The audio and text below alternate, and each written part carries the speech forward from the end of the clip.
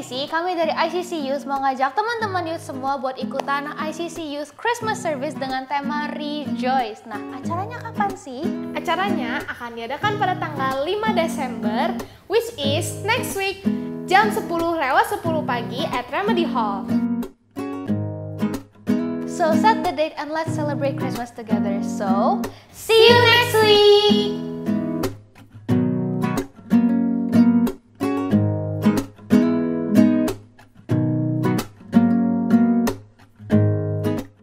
Happy Sunday saudara, mari bangkit berdiri. Berikan tepuk tangan yang paling meriah untuk Tuhan Yesus. Woo!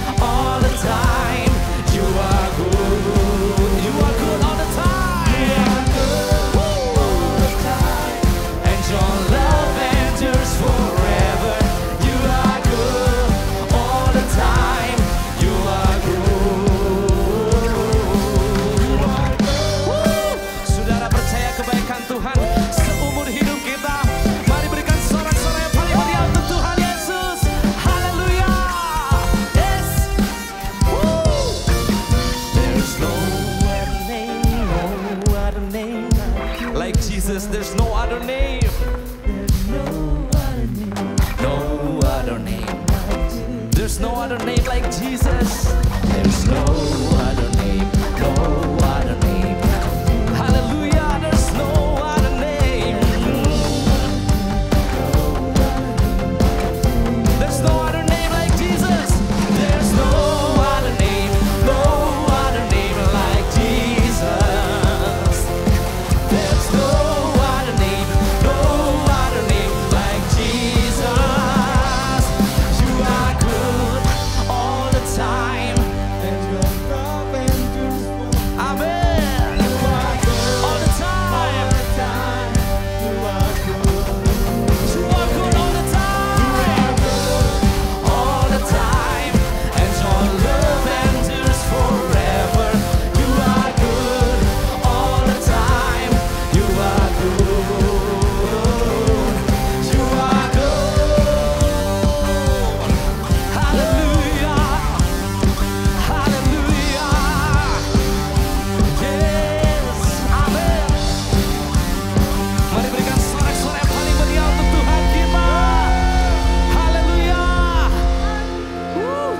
diberkati Tuhan. Amin. Amin. Saudara, bulan Agustus yang lalu mama saya sakit keras selama beberapa minggu.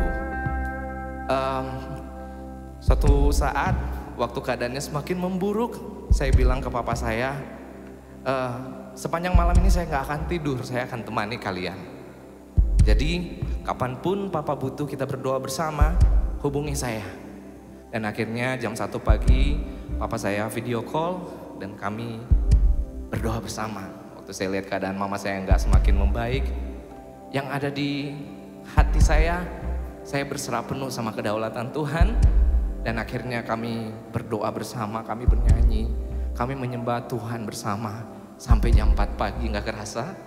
Dan akhirnya istri saya dengar, ponakan saya dengar, mereka semua bangun dan kami sama-sama sembah Tuhan. Kami melakukan perjamuan kudus bersama dan Tuhan luar biasa banget. Jam 4 pagi mama saya bisa tidur nyenyak dan sampai saat ini keadaannya baik. Tuhan itu keren banget. Apapun yang saudara alami saat ini, jangan pernah lari dari Tuhan. Kisah Para Rasul 4 ayat 12. Dan keselamatan tidak ada di dalam siapapun juga selain di dalam Dia. Sebab di bawah kolong langit ini tidak ada nama lain yang diberikan kepada manusia yang olehnya kita dapat diselamatkan. Bersama-sama kita baca ayat ini saudara. 1, 2, 3. Dan keselamatan tidak ada di dalam siapapun juga selain di dalam Dia. Sebab di bawah kolong langit ini tidak ada nama lain yang diberikan kepada manusia yang olehnya kita dapat diselamatkan. Mari berikan tepuk tangan yang paling meriah untuk Tuhan kita. Yes.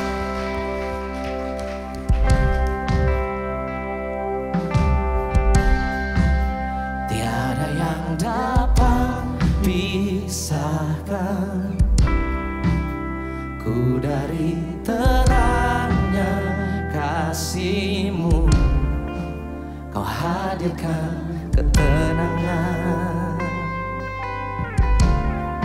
yang tak bisa dunia berikan. Kini Kau pegang hidupku dan Kau hapus kesalahanku. Berharganya pengorbanan yang memberikan keselamatan. Haleluya. Mari jemaat ICC naikkan pujian ini. Kau hadir di setiap langkahku, ku aman di dalam hadirat-Mu. Kau buktikan Engkau setia.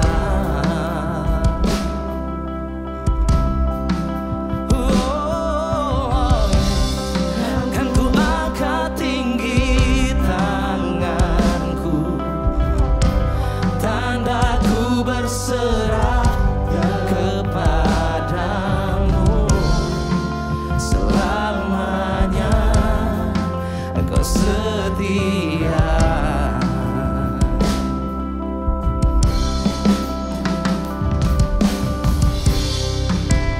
Kini Kau pegang hidupku dan Kau hapus kesalahanku. Berharganya pengorbanan yang memberikan keselamatan.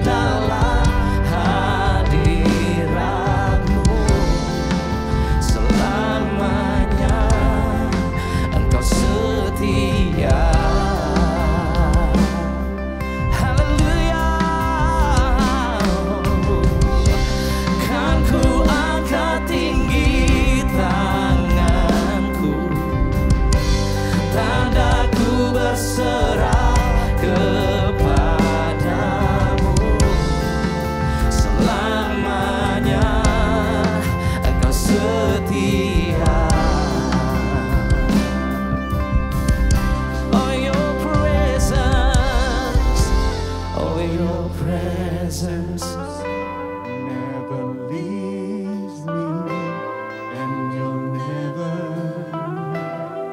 forsake me. Oh, your presence never leaves me, and you'll never forsake me.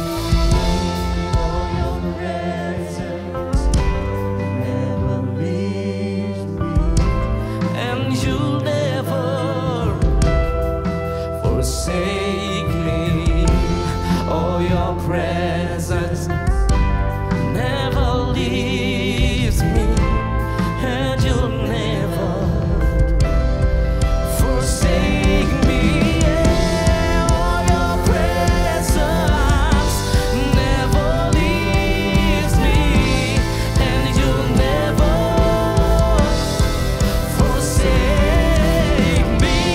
Oh, your presence never, never, never leaves me, and you'll never, never forsake me.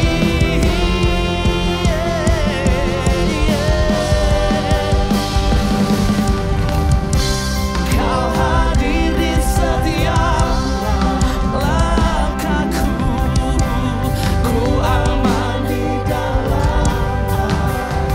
Haleluya, selamanya, selamanya Kau setia di hidup kami Tuhan. Haleluya, haleluya. Kan ku angkat tinggi, yes, tandaku berserah kepadamu. Haleluya, Engkau setia. Oh, your presence, your presence.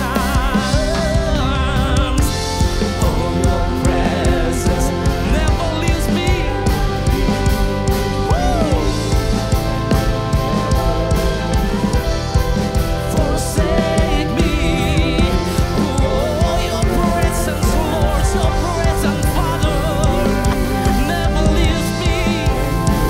Yes, forsake me. Oh, your presence never leaves me.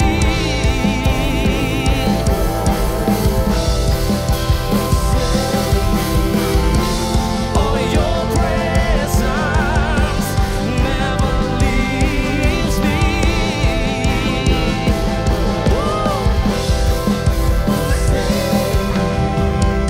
Yes, berikan sorak-sorai yang paling meriah untuk Tuhan kita. Haleluya, haleluya, haleluya, haleluya, haleluya. Oh, your presence never.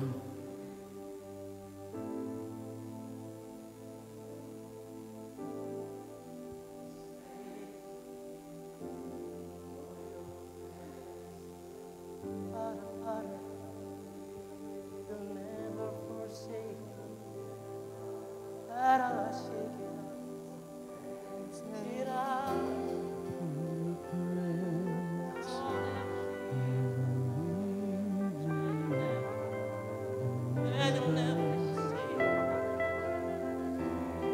Oh, your presence, oh, your presence, your presence, Father.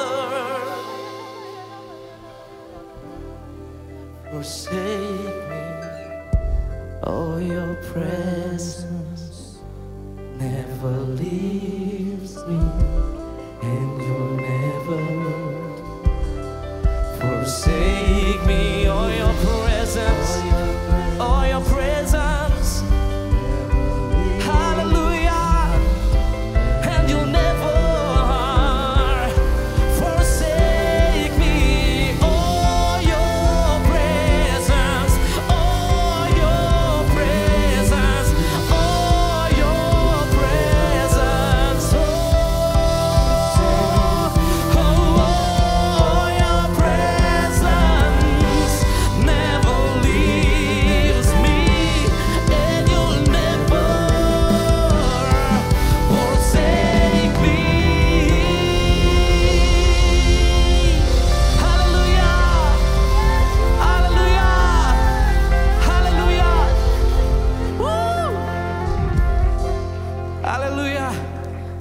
kasih Tuhan. Kau Allah yang tidak pernah meninggalkan kami Tuhan. Kau Allah yang setia di hidup kami Bapa. We love you Jesus. We love you Father. Kami semua mengasihi Engkau Tuhan. Mari semua yang mengasihi Tuhan bersama-sama katakan amin. Silakan duduk saudara. Happy Sunday Sobat ICC. Selamat datang kembali di ibadah minggu bersama Gereja ICC. Kami sungguh bersuka cita. Saat ini ibadah onsite umum dan youth telah dimulai kembali di Gereja ICC. Setiap hari Minggu pukul 10 pagi di IPC Hall, dan untuk ibadah youth setiap hari Minggu pukul 10:10 pagi di Remedy Hall, Faith Hotel Cihampelas lantai 6. Kami mengundang saudara dan keluarga untuk kembali hadir, memuji, beribadah, dan menyembah Tuhan bersama-sama di Gereja ICC. Bagi Sobat ICC yang belum dapat hadir secara onsite, saudara dapat mengikuti ibadah online lewat akun YouTube Inspire Community Center live streaming setiap pukul 10 pagi. The Harvest Network mengundang seluruh jemaat ICC untuk bergabung dalam Virtual Mission 2021 yang akan diadakan pada tanggal 30 November sampai 1 Desember 2021. Saudara dapat mengikuti pujian, penyembahan, doa pagi dan malam bersama Pastor Konghi dari City Harvest Church. Untuk informasi lebih lanjut, saudara dapat menghubungi hotline ICC di 081 220 222-111. Gereja ICC saat ini memiliki beberapa cara untuk kita dapat memberikan persembahan dan perpuluhan. Pertama, melalui transfer bank di 0088991110 atas nama JKI Inspire Community Center. Kedua, kita dapat memberikan melalui electronic giving dengan scanning QR code. Yang ketiga juga dapat melalui aplikasi ICC Bandung dengan memilih Giving and Forms, lalu pilih Online Giving. Dan terakhir kita juga dapat memberikan langsung dengan memasukkan ke dalam kotak-kotak yang tersedia di lobi ICC. Sebentar lagi kita akan mendengarkan firman Tuhan. Mari kita siapkan hati kita dan jangan lupa untuk catat, bagikan, dan lakukan setiap firman Tuhan yang kita dengar hari ini. Tuhan Yesus memberkati. Yes, happy Sunday semua. Apa kabar? Yang di atas apa kabarnya? Di belakang juga apa kabarnya? Boleh lambaikan tangannya yang dalam keadaan baik. Katakan sebelahnya, kamu luar biasa. Ya. Nah, Tuhan kita luar biasa. Mari kita sama-sama berdoa. Tapi sebelumnya saya mau menyampaikan terlebih dahulu bahwa besok ada acara yang penting, prayer prayer meeting dengan Pastor Kong. Jadi saudara bisa log in dan dapatkan linknya di bawah sana, di welcome, meja welcoming situ. Dan saudara bisa join in, bisa doa bareng bersama Pastor Kong dan semua gereja-gereja. Kalau nggak salah ada 54 gereja-gereja dari 13 negara, so it's a lot. So come and join ya. Mari kita berdoa. Bapak, terima kasih Tuhan Yesus, kami ucapkan syukur untuk kebaikan Tuhan. Kami bisa bersama-sama dengan saudara seiman mengucapkan syukur, menaikkan pujian. Kau bertahta di atas puji-pujian anak-anak-Mu Tuhan Yesus. Berbicaralah atas setiap kami Tuhan, apa yang Kau ingin sampaikan, sehingga kami nggak menjadi sama lagi. Biarlah benih firman yang hidup, yang jatuh di tanah hati yang subur akan sungguh berakar, bertumbuh dan berbuah berlipat ganda. Kami sambut firman-Mu in the name of Jesus. Everyone say amen. Hallelujah. Praise the Lord. God is good. Amen. Ini sebentar lagi sudah mulai Natal, jadi saudara kemana-mana sudah merasakan suasana Natal. Kalau di mall-mall ada pohon-pohon Natal dan lain sebagainya, suara-suaranya, lagu-lagunya. Dan waktu sangat cepat berlalu ya. Siapa yang merasa waktu cepat berlalunya? Ya, sudah merasakan itu, apalagi pandemi ya. Dan ini adalah khotbah yang ketiga. Kalau sudah pertama kali hadir di ICC, saya ucapkan selamat datang. Ini adalah khotbah dalam seri One Another, dan ini adalah khotbah yang ketiga. Saya beri judul adalah Endemic. Endemic. Yuk katakan saya, endemic. Karena beberapa waktu terakhir kita sering dengar tentang kayaknya bahasa istilah-istilah kita tahu. Epidemi lah, lalu apa? Pandemi lah, semuanya ngobrolin, wah ini lagi masa-masa pandemi sekian tahun ini. Dan akhirnya ada pakar-pakar mulai bermunculan mengutarakan ini sebentar lagi akan masuk masa endemi. Apa sih masa endemi? Masa endemi di mana kita hidup berdampingan dengan virus gitu. Sama seperti mungkin malaria, demam berdarah, tetapi hanya di beberapa area saja. Dan saya dapatkan firman yang Tuhan ingin sampaikan pagi hari ini tentang bahwa kita ini hidup di dalam dunia yang sudah jatuh di dalam dosa. Ya. Dan orang yang telah jatuh dalam dosa, lahir ke dalam dosa akan berbuat dosa. Dan setiap kita baik orang percaya maupun belum percaya, kita hidup di tengah-tengah orang yang seperti itu. Maka kita harus belajar hidup berdampingan. Amin. Kita harus belajar hidup berdampingan dengan mungkin orang-orang yang bisa merugikan saudara, orang-orang yang bisa melakukan hal-hal yang gak menyenangkan hidupmu, membuat hidupmu susah dan lain sebagainya. Bagaimana kita bisa berinteraksi dengan mereka. Ya. Bagaimana kita bisa hidup berdampingan di tengah-tengah orang yang mungkin banyak orang yang punya iri hati, kepentingan diri sendiri dan segala sesuatu yang membuat hidup kita nggak tenang-tenang gitu. Karena setiap orang pasti punya permasalahan dalam kehidupan. Siapa yang punya masalah dalam hidupnya? Ya, dan biasanya semua masalah-masalah kita akan berhubungan dengan orang. Ya. Banyak di antara kita yang punya masalah dengan mungkin orang-orang lain juga. Karena dalam dunia yang telah jatuh dalam dosa, ada iri hati, ada pertengkaran, ada perselisihan, dan lain sebagainya. Sesuatu yang mungkin kita nggak mau mengalaminya, tapi toh bisa terjadi kepada siapapun. Bukan hanya dalam pertemanan, di dalam pelayanan, di dalam organisasi, dalam pekerjaan, bahkan di dalam negara-negara.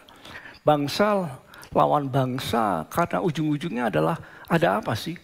Apa sih sumber dari semua pertengkaran yang ada dalam dunia ini? Dan Alkitab mencatat dalam Yakobus 3 ayat 16 bahwa ini adalah sumbernya. Oke, siap? Sebab, ini muncul. Di mana ada iri hati. Dan apa? Dan mementingkan diri sendiri, di situ ada confusion, ada kekacauan. Dan apa?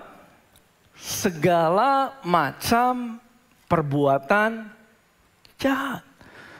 Dan ini adalah sumber dari semua pertengkaran, semua permasalahan di dalam dunia ini. Bahkan kalau bangsa melawan bangsa, ya ini akarnya ini. Di mana ada kepentingan sendiri, ya. Dan iri hati, disitulah ada kekacauan, ada confusion. Dan ini bisa terjadi dalam sebuah pertemanan, bisa terjadi dalam keluarga, bisa terjadi dalam pekerjaan, pelayanan, dimanapun saudara. Akarnya adalah semua pertengkaran di dunia ini, akarnya ini. Di mana ada iri hati? Apa? Kepentingan diri sendiri, mementingkan diri sendiri. Di situ ada kekacauan. Ada segala macam perbuatan apa? Jahat. Nah, dalam bahasa Inggris lebih jelas James 3:16 dikatakan begini. For wherever there is jealousy. Ya. Kalau ada iri hati, jealousy ya, dan selfish ambition, ada ambisi untuk diri sendiri. There dikatakan, dare, katakan dengan saya, dare. 2, 3 apa? Dare. There you will find disorder. Ada kekacauan di situ dan every kind of evil.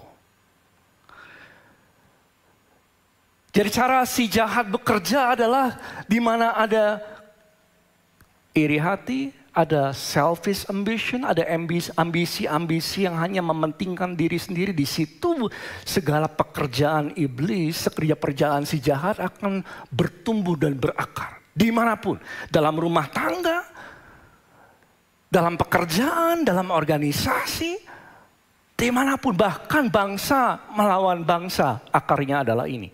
Bahkan kalau saudara lihat dalam Amsal, berikutnya dikatakan begini, Amsal 13 ayat 10, dikatakan begini, keangkuhan hanya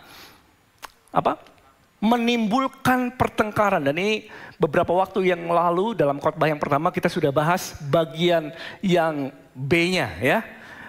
Mendengar nasihat mempunyai hikmat, dan saya sampaikan waktu itu saya mau bahas yang pertama. Nah, kita bahas yang pertama. Keangkuhan hanya menimbulkan pertengkaran. Pride dikatakan, keangkuhan itu dalam bahasa Inggrisnya adalah pride. Katakan saya pride. Ya, pride menimbulkan pertengkaran. Di mana ada kesombongan, di mana ada keangkuhan, di situ ada pertengkaran. Jadi kalau kita kombinasikan dua ayat tadi, kita bisa menyimpulkan dari semua kekacauan, semua pertengkaran, semua segala perbuatan-perbuatan yang jahat, yang saudara dan saya lihat hari demi hari on the news, di broadcast, karena Indonesia suka broadcast, di WhatsApp dan lain sebagainya. Well, dari semua itu, karena ada selfish ambition. Karena ada orang yang iri hati. Di balik itu semua, karena ada orang yang mementingkan diri sendiri dan ada orang yang angkuh atau orang yang sombong. Yang mengerti katakan amin. So the Bible always sudah kasih tahu kita apa kuncinya.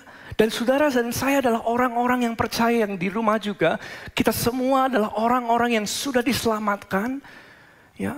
Sudah berpindah kerajaan dari kerajaan gelap kepada kerajaan anaknya yang terkasih, kepada kerajaan terang. Kita tinggal di dalam dunia yang sudah fall into sin, yang telah jatuh di dalam dosa. Dan di mana di situ ada iri hati, ada kepentingan diri sendiri, ada apa? Keangkuhan. Dan kita harus hidup belajar berdampingan dengan itu semua. Yang mengerti boleh katakan amin. Dan saudara harus cakap dengan hikmat Tuhan, bisa berinteraksi satu dengan yang lain. Jangan sampai kita nggak menjaga diri, akhirnya kita bisa jatuh ke dalam apa? Pencobaan. Dan Tuhan nggak inginkan saudara dan saya jatuh ke dalam pencobaan. Karena di mana di situ ada apa? Kekacauan, ada pertengkaran, ada segala sesuatu yang nggak menyenangkan kehidupan kita, dan that's not what God wants us to be in. Itu bukan apa yang Bapa di surga inginkan. Maka itu saudara, dalam dunia ini yang telah jatuh dalam dosa, nggak mungkin nggak ada masalah. Ya, di dalam pelayanan, di dalam keluarga, di dalam gereja, sekalipun di dalam dimanapun, selama kita masih berinteraksi dengan orang-orang, you will find, kita akan bertemu dengan iri hati, kepentingan diri sendiri, dan kesombongan, keangkuhan, dan itu bisa mendatangkan kekacauan, bisa mendatangkan disorder dalam kehidupan kita. Dan maka itu saudara, saya mau masuk dalam tema yang ini. Kita perlu belajar kalau hal itu terjadi. Kalau saudara hidupnya sekarang baik-baik saja, praise Lord, praise God. Tapi one day if that happens, kalau ada orang-orang yang melukai hati saudara, melukai hatimu, membuat saudara merasa sakit hati. Siapa yang pernah sakit hati? Anybody? Oh, banyak juga. Ini gereja ya. Siapa yang pernah sakit hati? Anybody? Just, wah, semua. Everybody. Katakan sebelahnya, kita senasib. Semua pernah sakit hati. Can you believe that? Ya, pastilah. Karena kita hidup dalam dunia yang telah jatuh dalam dosa, dan di balik semua itu ada segala macam perbuatan yang jahat. Karena orang yang jatuh dalam dosa akan berbuat dosa. As simple as that. Dan kita harus berinteraksi, hidup bersama-sama dengan mereka. Maka itu Paulus ajarkan ini kepada kita semua. Kamu harus belajar mengampuni. Ya. Supaya kamu nggak jatuh ke dalam pencobaan dan jatuh ke dalam kehidupan yang penuh dengan kepahitan. Di dalam keluarga, di dalam pekerjaan, dalam organisasi, dimanapun kau berada. Supaya kau nggak jatuh masuk ke dalam pencobaan si jahat. Every kind of evil work. You must learn to forgive. Amin. Belajarlah untuk mengampuni. Karena 1-2 hal dalam kehidupan kita nggak mungkin nggak ada permasalahan. Setiap kita pasti akan mengalami ini. Mungkin di dalam keluarga, mungkin dengan pasangan hidupmu. Mungkin dengan siapa orang sahabat saudara yang kau kasihi. Tiba-tiba terjadi satu permasalahan. Nah, bagaimana kalau itu terjadi? Kita harus belajar mengampuni. Dan Paulus katakan ini, yuk.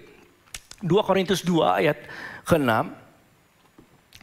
Ini dia katakan kepada orang yang sudah jatuh dalam pencobaan, ya, jatuh dalam perzinahan orang ini, tapi kemudian dia didisiplinkan oleh jemaat, didisiplinkan oleh gereja, ditegur.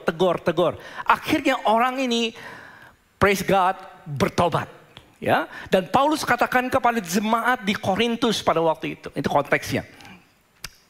Bagi orang yang demikian, orang yang telah jatuh dalam perzinahan itu, dan perzinahannya memang luar biasa, saudara, karena dia dengan keluarga besarnya, ya, sudahlah cukup teguran dari sebagian besar dari kamu. Yuk, selanjutnya, sehingga kamu sebaliknya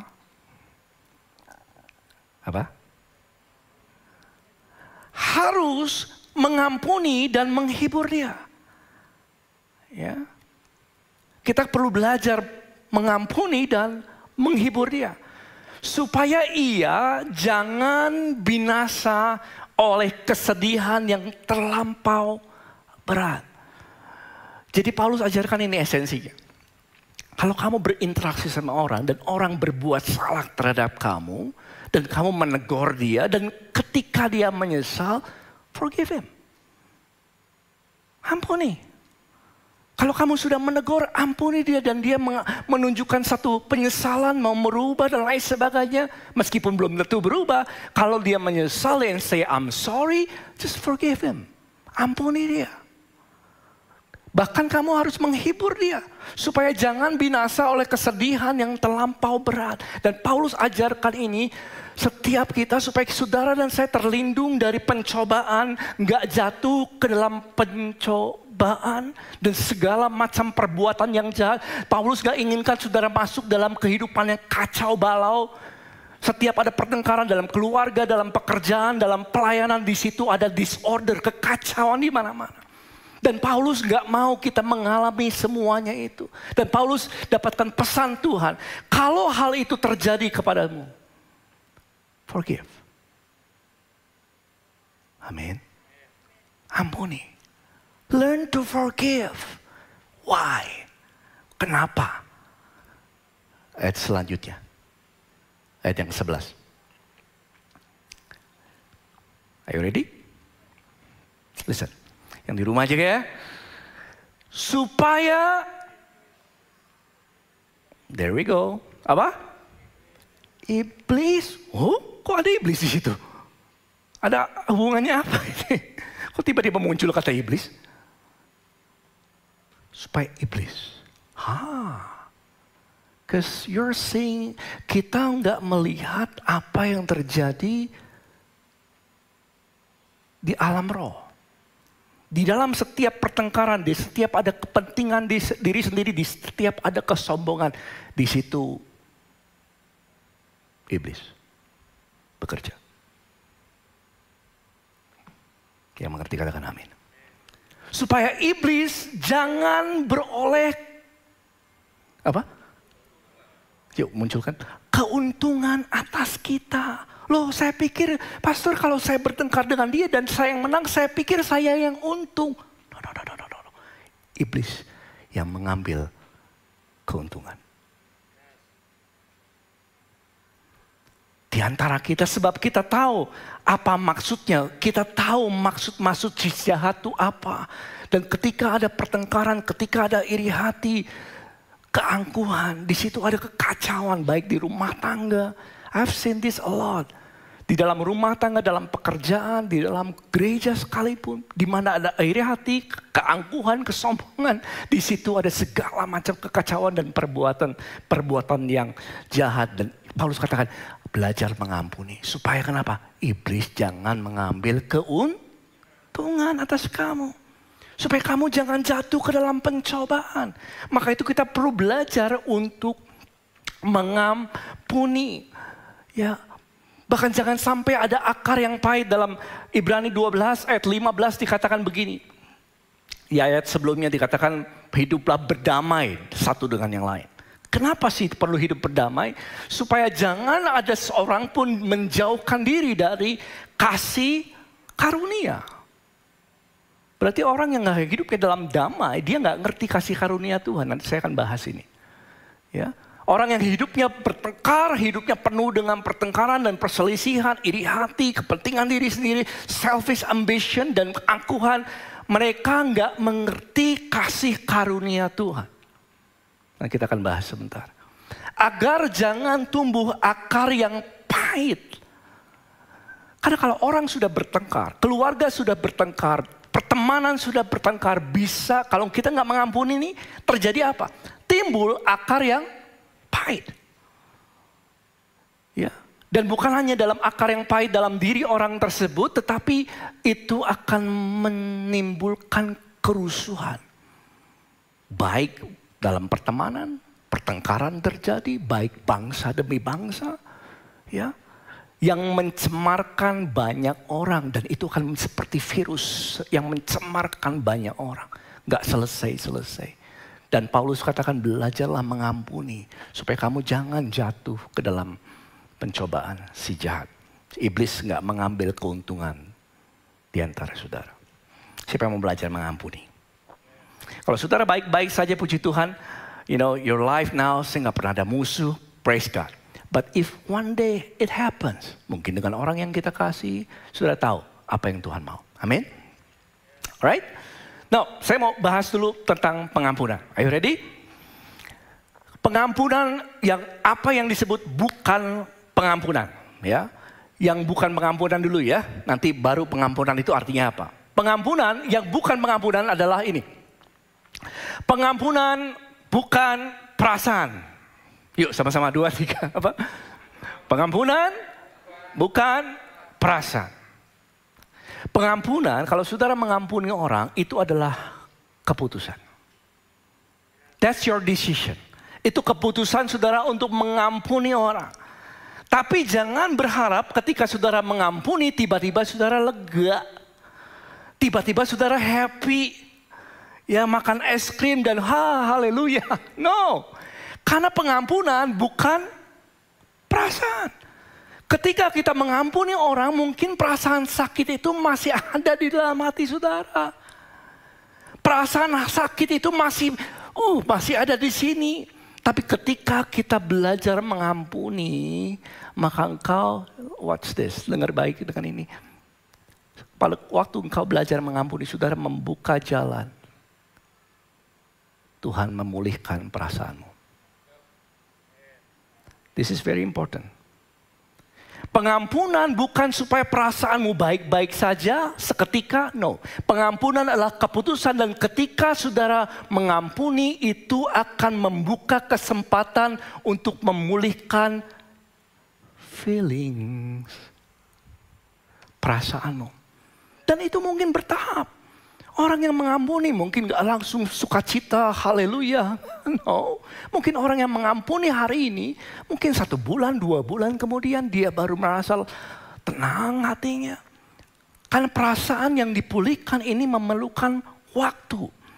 Tapi pengampunan itu harus cepat kita berikan supaya Tuhan memiliki kesempatan untuk mendatangkan pemulihan untuk perasaan saudara. Yes. Jadi pengampunan bukan perasaan.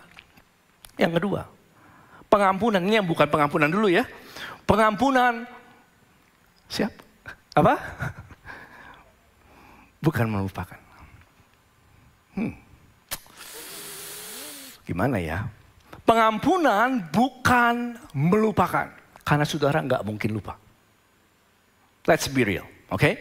Pengampunan bukan melupakan. Kalau saudara disakiti sama orang, itu pasti akan ingat. Ya, pasti ingat. Tapi ketika kita mengampuni, Tuhan bekerja untuk memulihkan perasaanmu, makanya perasaanmu nggak lagi sakit karenanya. Karena kesembuhan perasaan itu mulai terjadi dalam kehidupan saudara. Dan ketika saudara mengampuni, engkau nggak melupakan, engkau akan ingat apa yang terjadi. Kalau saudara ditanya sama orang, what happened? Apa sih yang terjadi dulu? Saudara pasti bisa jelas dengan mengingat dengan jelas apa yang terjadi dan menceritakannya, betul nggak? Iya, tetapi saudara nggak lagi sakit hati yang berkedalaman karena Tuhan sudah bekerja untuk memulihkan perasaan saudara. Ya, Paulus katakan begini. Paulus katakan dalam Filipi 2 ayat 13. Yang semangat katakan amin. Ya, kok semangatnya kurang? Yang semangat katakan amin. Oke ya, amin. Puji Tuhan. Saudara-saudara, aku tidak menganggap bahwa aku ini telah menangkapnya. Tetapi ini yang kulakukan. Aku melupakan.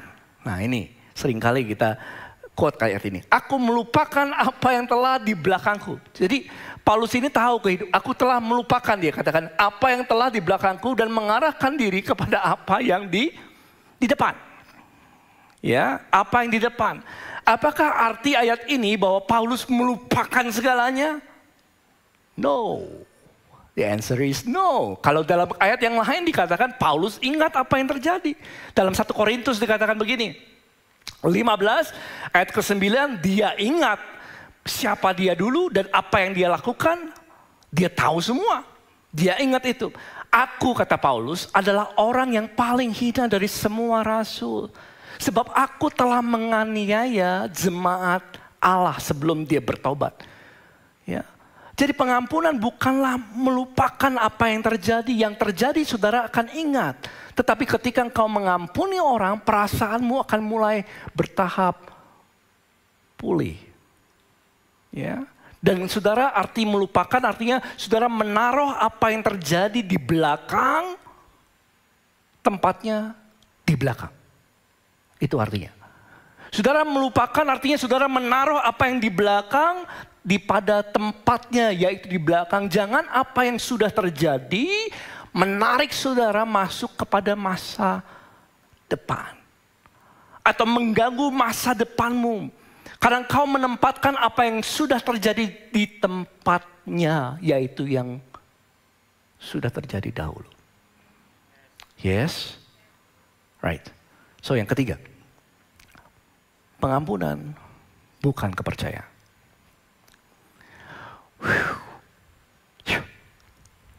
Oke.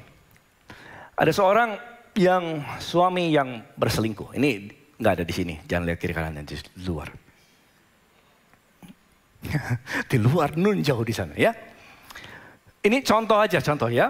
Suami berselingkuh dengan teman baik dan lain sebagainya berkali-kali. Dan berkali-kali dia bertobat, I'm sorry sama istrinya. Well, istrinya membuka kesempatan untuk dia terima lagi. Tapi kemudian karena dia sudah berkali-kali demikian, saudara, dan istrinya mulai cek kalau dia pergi kemana. Ya, kalau suaminya pergi kemana, keluar kota, dia langsung cek. Dia teleponin, dia WA, WhatsApp, dia WhatsAppin, di mana kamu? Ya. Kamu lagi di mana sekarang? Lagi ngapain? Suaminya marah. Suaminya ngambek. Loh, kok kamu cari-cari saya terus sih? Katanya kamu sudah memaafkan. Kok kamu nggak percaya? Apa? Nggak percaya. Saudara dengar baik, pengampunan memang bukan kepercayaan. Kepercayaan itu diperoleh dengan ujian. Yang mengerti katakan amin. Kepercayaan itu hanya bagi orang-orang yang bertanggung jawab. Ketika seorang berkata I'm sorry, bukan berarti dia sudah bertanggung jawab. Belum. Itu hanya permulaan dari perjalanan hidup yang lebih baik. Tapi kemudian saudara nggak mengampuni, langsung melupakan dan langsung mempercayakan orang itu. That's not wise. Kenapa? Karena kepercayaan bicara tentang apa? Tanggung jawab. Kita harus melihat dulu apakah sungguh-sungguh benar dia sudah berubah. Sungguh-sungguh benar dia sudah bertobat. Sehingga saudara, yang sering terjadi adalah pada waktu kita mengampuni, kita langsung buru-buru mempercayakan lagi. Sakit hati lagi. Ya, mengampuni, percayakan lagi, sakit hati lagi. Sehingga lama-kelamaan yang terjadi adalah saudara masuk ke dalam pencobaan. Pengampunan, katakan sebelahnya, bukanlah kepercayaan. Katakan sebelahnya, yuk, 2, 3 apa? Pengampunan bukan kepercayaan. Orang harus lulus ujian dulu, harus ada tes, harus ada waktunya. Maka itu apa sih sebenarnya pengampunan? Yuk kita belajar dari Tuhan Yesus. Matius 6 ayat 12. Ya, jadi bukan perasaan, bukan kepercayaan. Pengampunan itu ya. Tapi itu apa pengampunannya saudara? Matius 6 ayat 12 Yesus pernah ajarkan ini. Dan, ini kita hafal ya semua ya. 2, 3 apa? Ampunilah kami akan kesalahan kami. Di situ aja dulu. Dalam bahasa Inggris, ya, ini lebih jelas.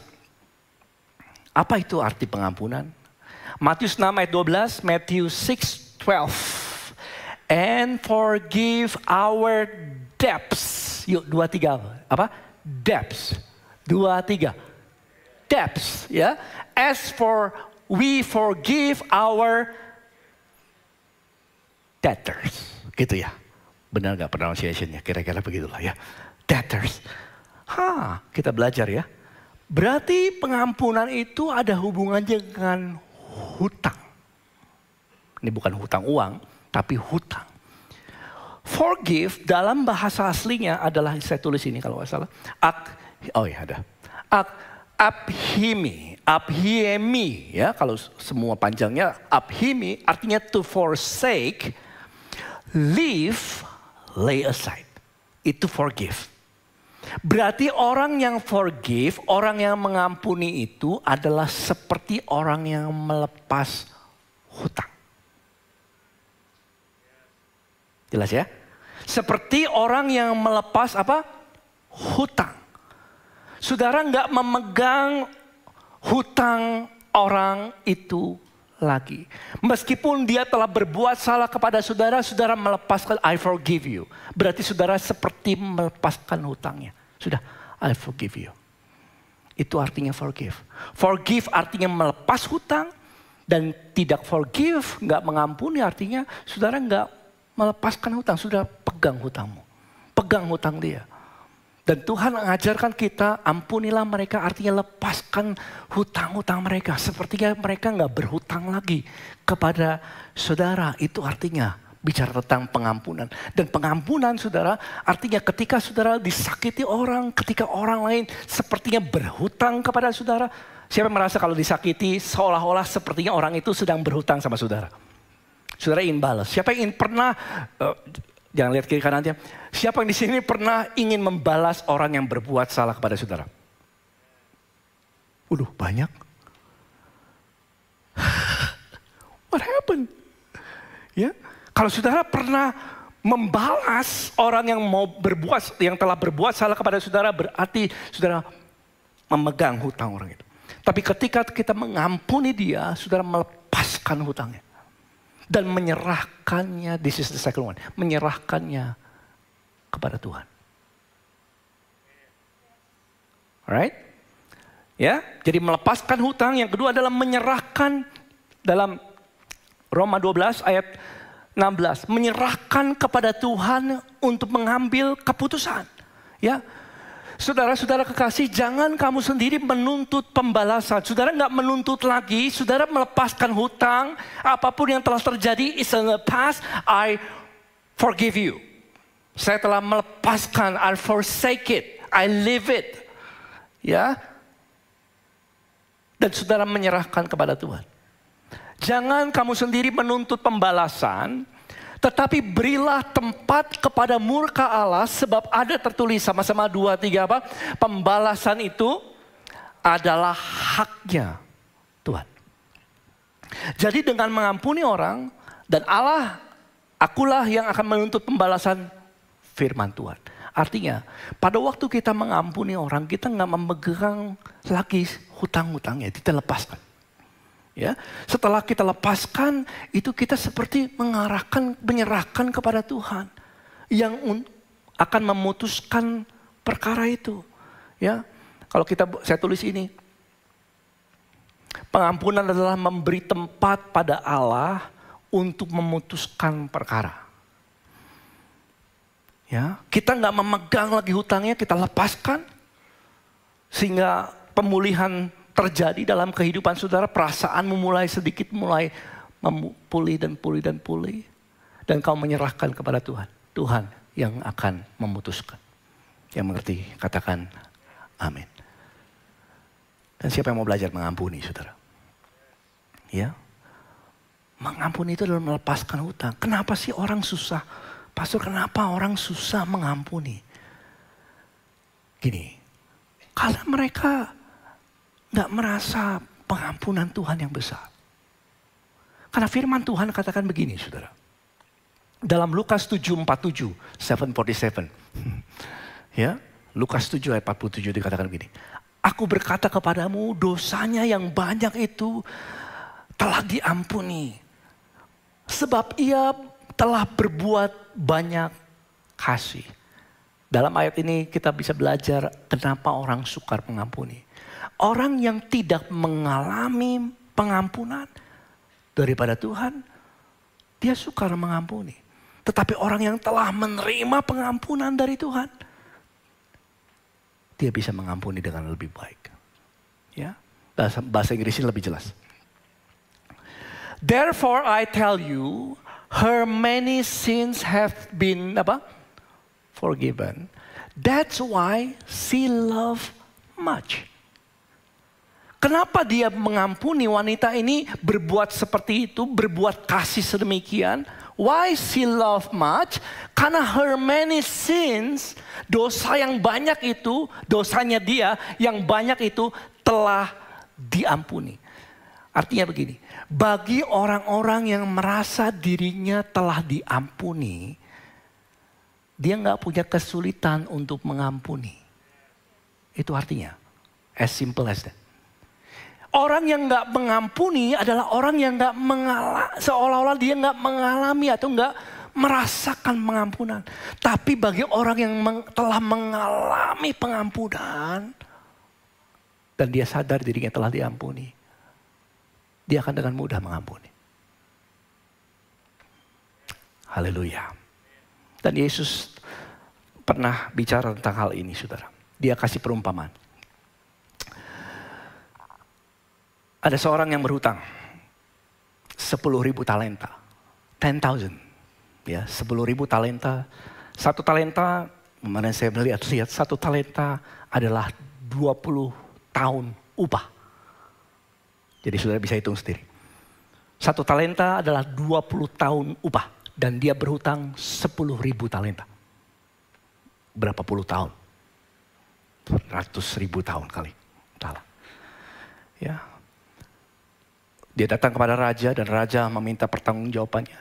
Dan dia memohonkan kepada raja supaya sabar dulu. Bahwa dia akan bereskan hutangnya. Padahal gak mungkin dia bisa bereskan hutangnya. Dan raja itu belas kasihan sama dia. Berbelas kasihan kepada orang yang berhutang yang dia gak sanggup bayar. Lepaskan dia. Dan kemudian dia dilepaskan, saudara. Dia bertemu dengan orang. Setelah dia diampuni, dilepaskan hutang-hutangnya. Pengampunan selalu berhubungan dengan hutang. Selalu. Konotasinya hutang. Ya, hutang. Jadi saudara bisa menggambarkan ini bukan bicara tentang uang, tapi hutang perasaan dan lain sebagainya. Ya. Dan orang ini yang telah diampuni oleh raja karena dia gak sanggup. Dan dia minta belas kasihan kepada raja. Dan raja mengampuni dia karena belas kasihan raja. Kemudian dia ketemu orang. Dan ketika ketemu orang, dia ketemu orang yang seperti ini. Yang berhutang sama dia. Hutangnya berapa? Sedikit saudara hutangnya. 100 dinar. 100 dinar, 1 dinar adalah upah 1 hari. Jadi 100 hari upah. Oke? Orang ini bertemu dengan orang yang telah dia ampuni, ya. Dan ketika hamba itu keluar, dia bertemu dengan seorang hamba yang lain berhutang 100 dinar dan kepadanya ia menangkap, ya, mencekik kawannya itu dan berkata apa? Bayar hutangmu. Dan orang ini bilang, sabar, nanti hutang saya akan saya bayar. Gak bisa. Dan dia cekik dan dia masukkan ke dalam penjara sampai dia membereskan hutangnya. Dan raja dengar. Dan ketika raja mendengar, raja marah. Dan ketika raja marah, dia panggil orang itu. Matius 18 ayat 23 dikatakan 33. Raja ini berkata gini, bukankah engkau pun harus mengasihani kawanmu seperti aku telah apa? Mengasihani engkau. Ini penting sekali, saudara. Bukankah engkau juga harus mengampuni karena aku telah mengampuni kamu. Itu kata Tuhan. Dan raja ini bicara tentang Tuhan. Ya.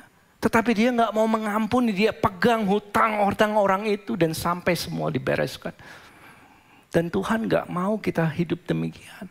Kenapa, saudara? Orang yang tidak mengampuni, yang terjadi adalah dia akan jatuh ke dalam pencobaan. Ya. Yesus katakan dalam Efesus 4, Paulus katakan ini ayat 32. Hendaklah kamu ramah seorang terhadap yang lain, penuh kasih mesra dan saling mengampuni. Apa? Sebagaimana Allah di dalam Kristus telah mengampuni kamu. Jadi pengampunan yang kita berikan adalah sebagaimana Allah telah mengampuni kamu. Dan orang yang tidak mengampuni, dia katakan begini. Ini penting sekali. Matius 18 ayat 34. Maka marahlah tuannya itu dan menyerahkannya kepada algojo sampai ia melunaskan seluruh hutangnya. Tahukah saudara, setiap orang yang tidak mengampuni, ini yang sedang terjadi dalam hidup mereka. Apa itu algojo? Algojo dalam bahasa Inggrisnya adalah the tormentors. Penyiksa. Tormentors. Orang yang tidak mengampuni akan tersiksa hidupnya. Iblis akan bekerja mengambil keuntungan atasnya sehingga dia mengalami satu penderitaan. Satu penderitaan, satu kesakitan, satu siksaan yang dia alami. Dan ini yang Tuhan gak mau. Saudara, orang yang gak mengampuni gak bisa tidur. Stres, mikirkan. Setiap kali keringetan langsung naik, pitam, ingin membalas, dan lain sebagainya. Dan kalau itu lama-kelamaan dia tersiksa hidupnya terus seperti itu. Apa yang terjadi, saudara? Dia kepahitan, mencemarkan banyak orang. Dan iblis terus bekerja. Dan lalu sakit penyakit datang. Dan iblis mencuri, membunuh dan membinasakan kehidupannya. Maka itu, saudara, saya tulis ini. Apa yang menyiksa jiwa bukanlah apa yang orang lakukan kepada kita. Bukan. Apa yang menyiksa jiwa seseorang bukanlah apa yang orang lain lakukan terhadap dia. Tapi karena kita nggak mengampuni. Kita berkata, kalau dia telah lakukan ini sama saya, dia lakukan ini, dia. Makanya dia membuat saya begini, dia membuat saya begini. No. That's not true.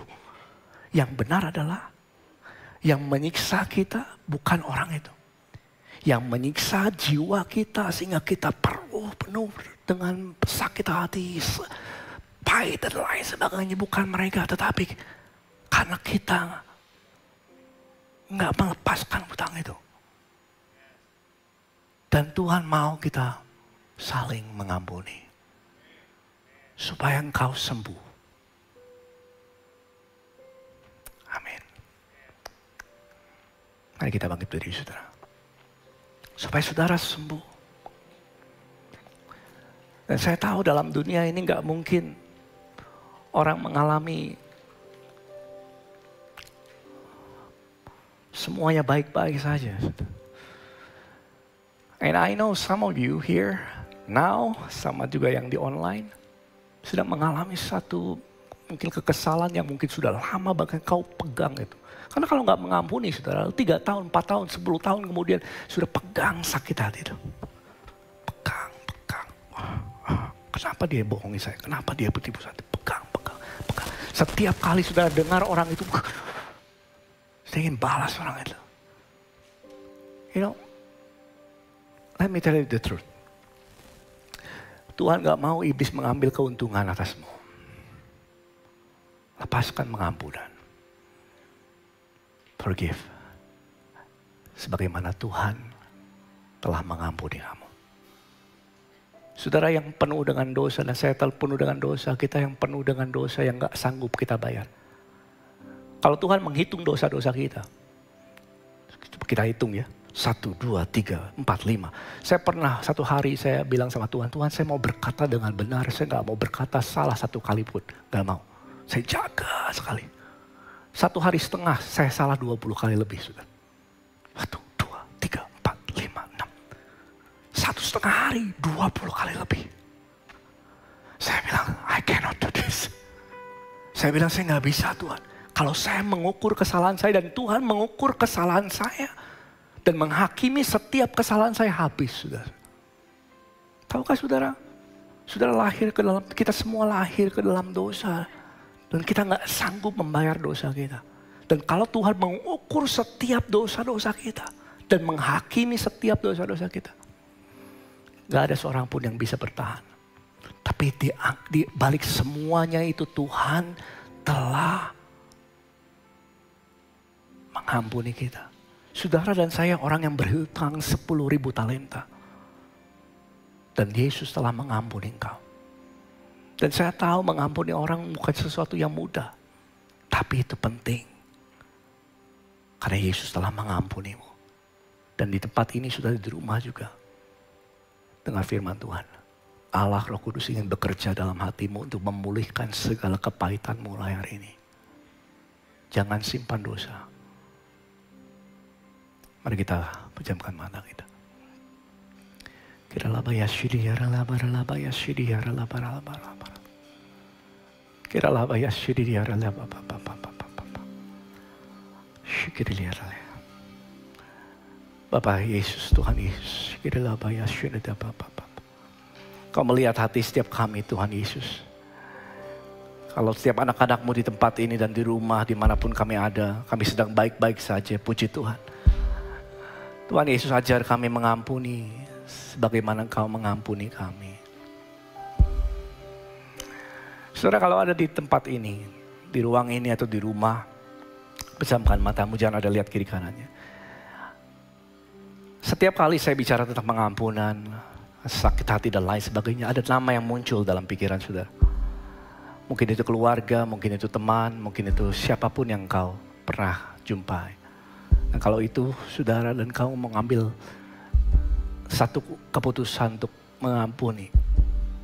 Seperti Yesus telah mengampuni saudara. Saya mau sama-sama kita berdoa ini. Kalau ada di antara saudara yang menyimpan kepahitan terhadap orang lain dan lain sebagainya. Kalau saudara itu hitungan ketiga boleh angkat tangannya. Jangan ada yang lihat kiri kanannya. 1, 2, 3. Oke, turunkan tangan saudara. Cukup banyak. Listen, would you forgive? Maukah saudara mengampuni seperti Yesus telah mengampunimu. Supaya engkau sembuh. Kalau engkau mau, mari sama-sama katakan ini di hadapan Tuhan. Serahkan sama Tuhan. Ikuti doa saya. Tuhan Yesus, terima kasih karena Kau telah mengampuni dosaku.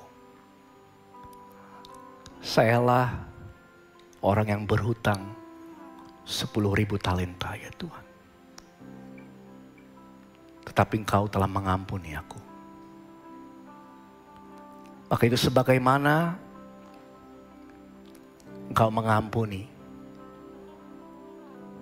demikian juga aku mau mengampuni. Sekarang ini, saya mengambil keputusan untuk melepaskan pengampunan. Kau saudara sebut namanya masing-masing. Masing-masing sebut namanya.